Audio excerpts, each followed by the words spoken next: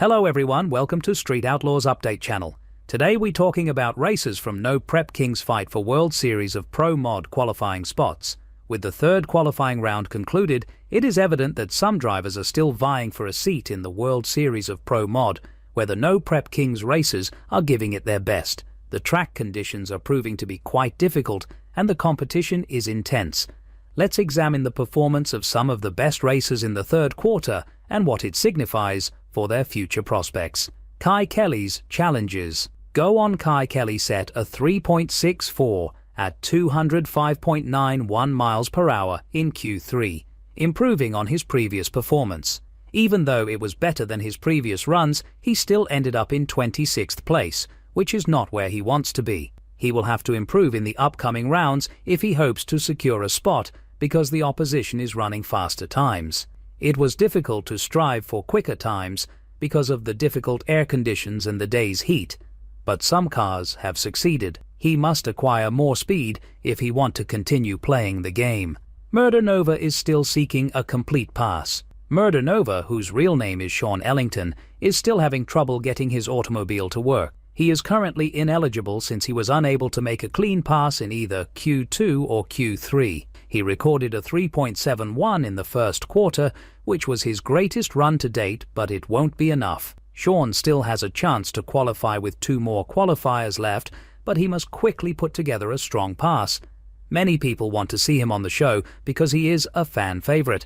Scott Taylor on the bubble. Scott Taylor's Q3 time of 3.636 at 205 miles per hour put him just outside of qualifying. He had earlier finished Q2 with a score of 3.65, but given the constantly shifting scoreboard, he might have been overtaken by quicker passes. He was in at the time of his run, but his future is still up in the air because Q3 is still finishing up. He should be able to guarantee a place in the field if he can find a bit more speed in his final 2 chances.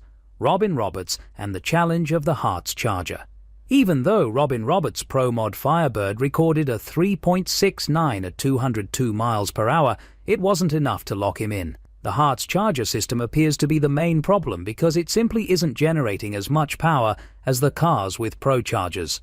The Hearts Charger cars have had difficulty keeping up so far due to the considerable mile-per-hour gap. It will be difficult for Roberts to get into the field unless they can generate some additional power. Similar power struggles for Larry Larson. Larry Larson, another driver with a Hearts Charger setup, recorded a 3.71 at 200 miles per hour. Once more, the power difference is evident when compared to the Pro Charger vehicles that are continuously operating between 205 to 206 miles per hour under comparable circumstances.